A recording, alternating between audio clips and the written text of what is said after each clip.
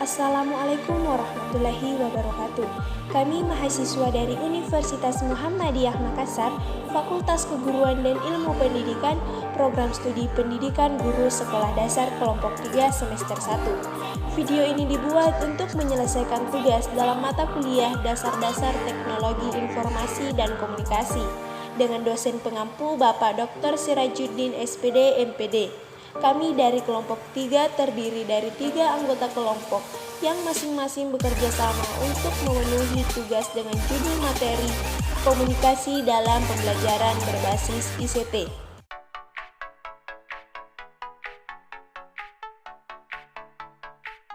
Sebelum kita memasuki pembahasan lebih lanjut, izinkanlah kami memperkenalkan diri terlebih dahulu.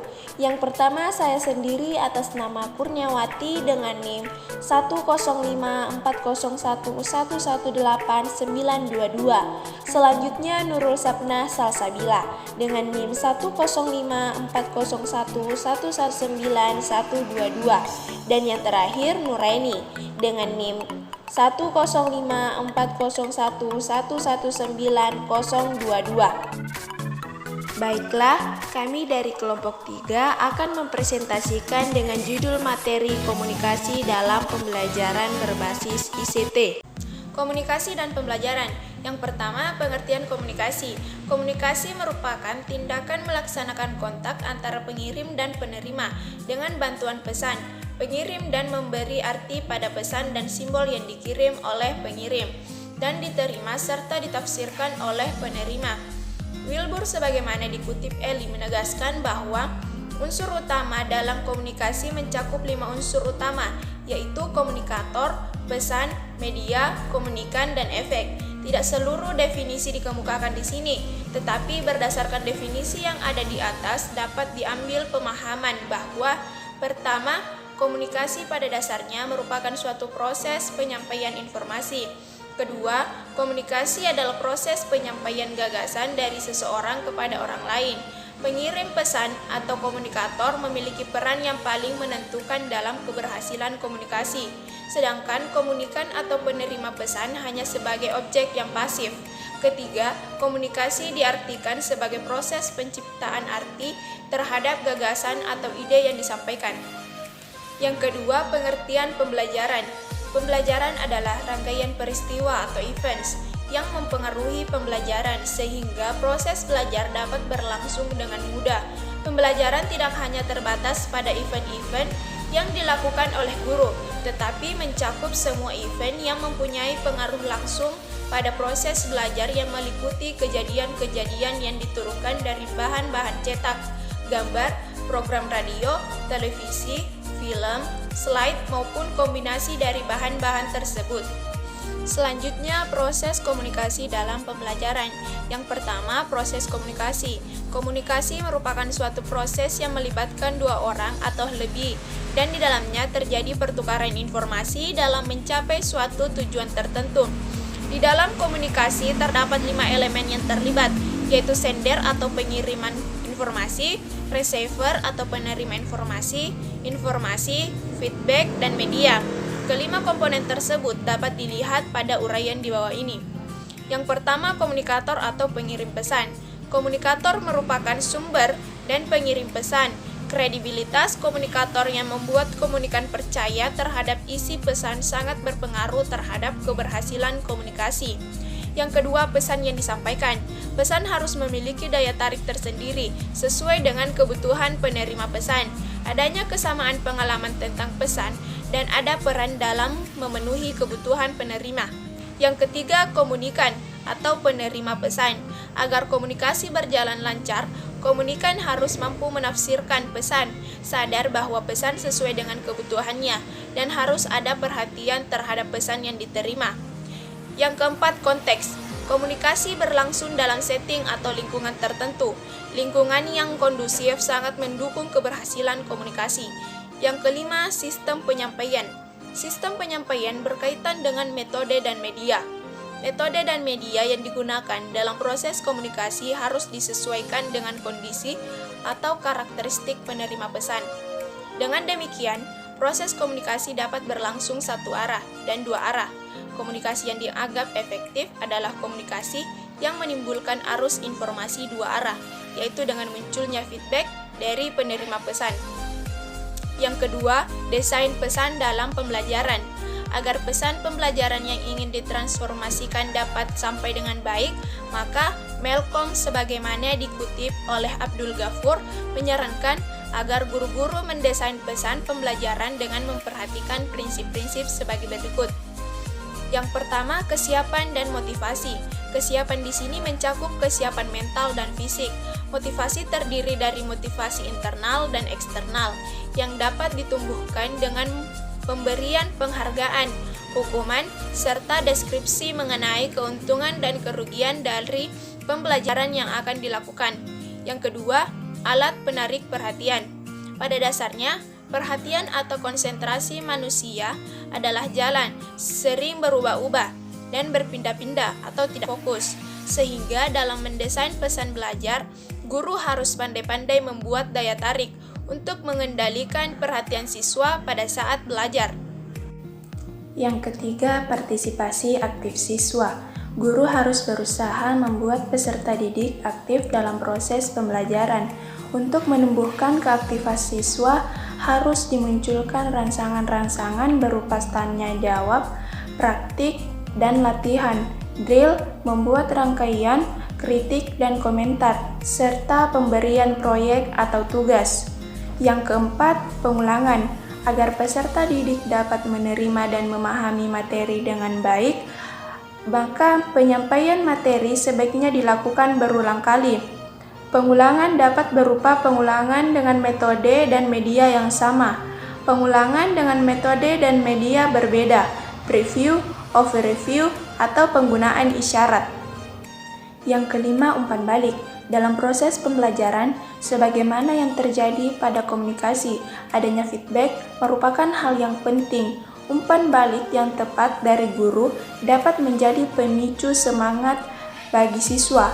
Umpan balik yang diberikan dapat berupa informasi kemajuan belajar siswa, penguatan terhadap jawaban benar, meluruskan jawaban yang keliru, memberikan komentar terhadap pekerjaan siswa, dan dapat pula memberi umpan balik yang menyeluruh terhadap performasi siswa. Yang keenam, menghindari materi yang tidak relevan. Agar materi pelajaran yang diterima peserta belajar tidak menimbulkan kebingungan atau bias dalam pemahaman, maka sedapat mungkin harus dihindari materi-materi yang tidak relevan dengan topik yang dibicarakan. Untuk itu, dalam mendesain pesan perlu diperhatikan bahwa yang disajikan hanyalah informasi yang penting, memberikan outline materi, memberikan konsep-konsep kunci yang akan dipelajari, membuat materi di distraktor, dan memberikan topik diskusi.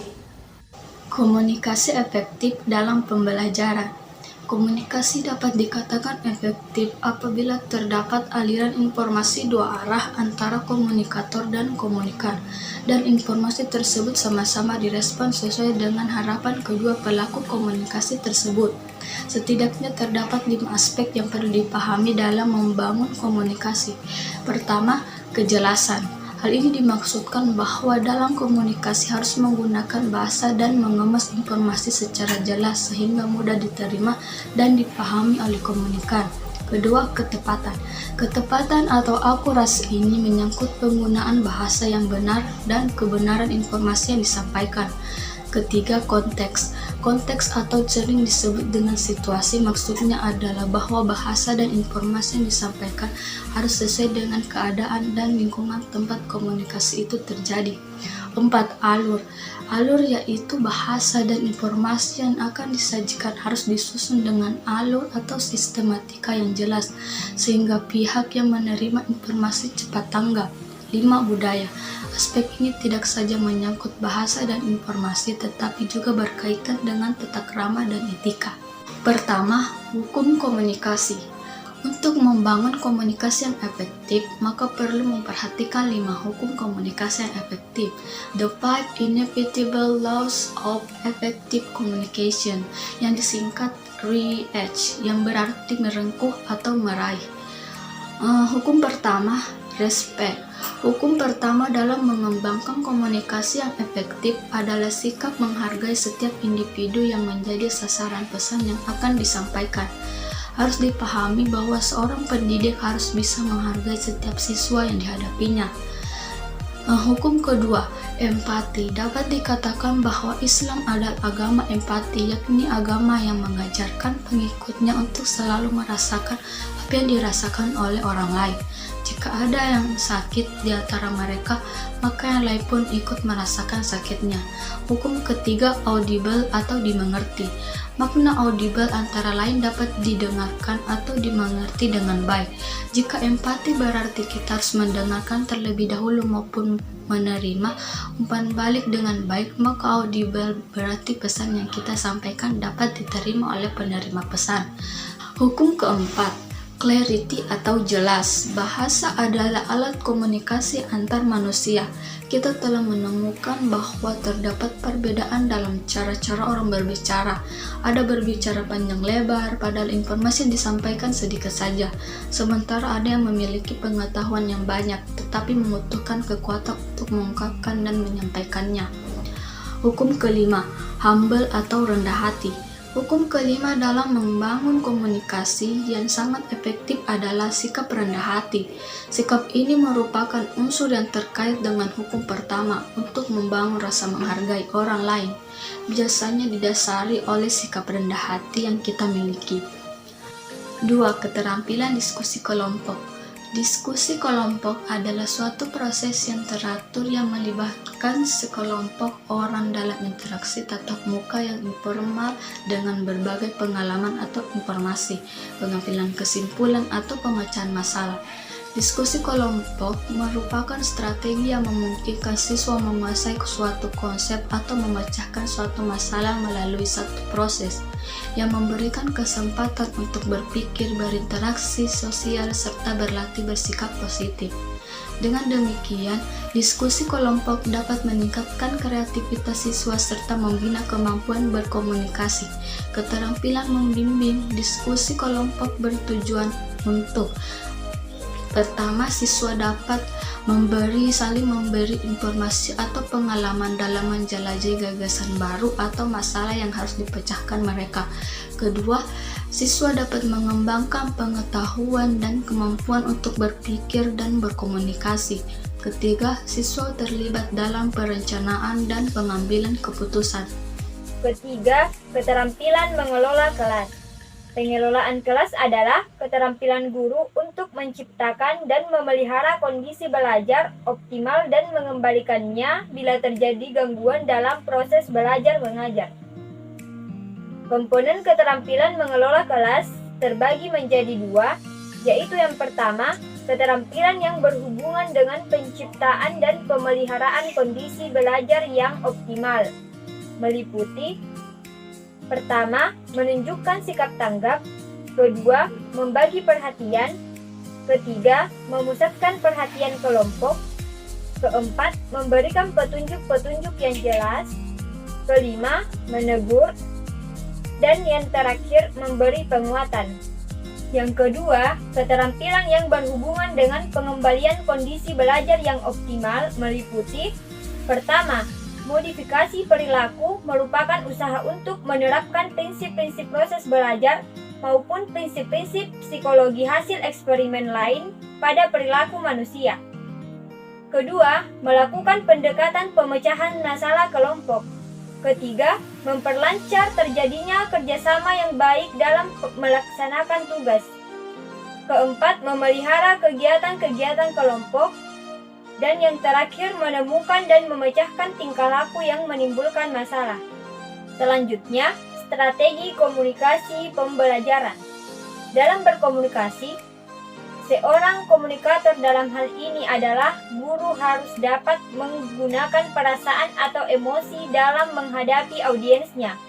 Karena audiens atau peserta didik adalah makhluk yang berperasaan. Sebagaimana Allah menciptakan hati sebagai tempat bersemayamnya perasaan emosi atau atifah. Allah membagi emosi manusia menjadi dua kutub, yaitu baik dan buruk. Seperti juga yang pernah dikatakan Sigmund Freud atau Ellis 2012, yaitu emosi positif atau libido seperti kasih sayang, haru, senang, dan gembira, dan emosi negatif atau thanatos seperti marah, benci, takut yang berlebihan, dan sedih yang berlebihan.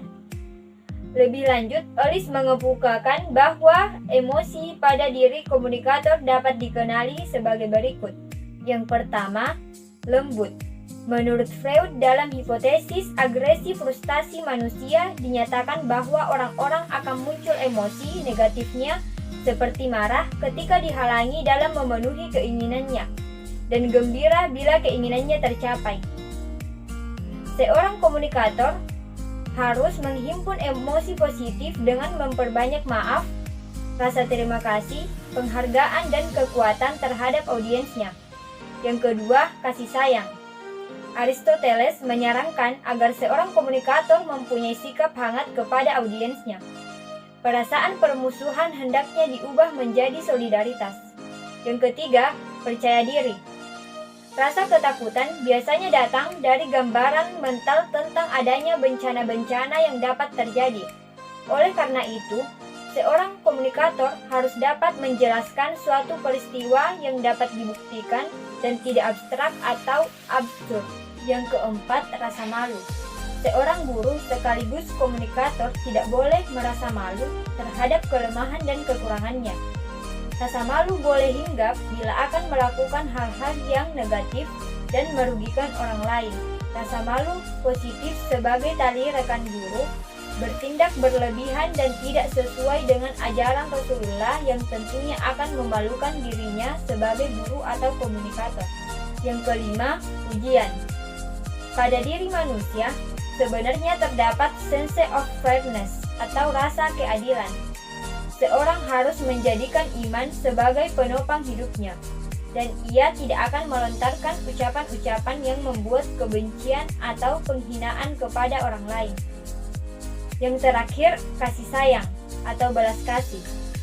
Guru sebagai komunikator yang mempunyai belas kasihan kepada peserta didiknya akan mendapat atau menerima balasan kasih sayang pula. Kesimpulan yang dapat kami berikan dari video kali ini yaitu teknologi informasi dan komunikasi atau ICT atau Information and Communication Technologies atau ICT adalah teknologi yang mencakup seluruh peralatan teknis untuk memproses dan menyampaikan informasi.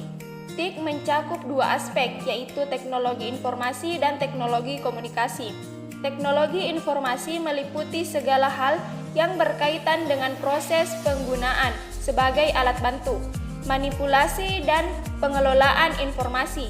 Sedangkan teknologi komunikasi adalah segala sesuatu yang berkaitan dengan penggunaan alat bantu untuk memproses dan mentransfer data dari satu perangkat ke lainnya.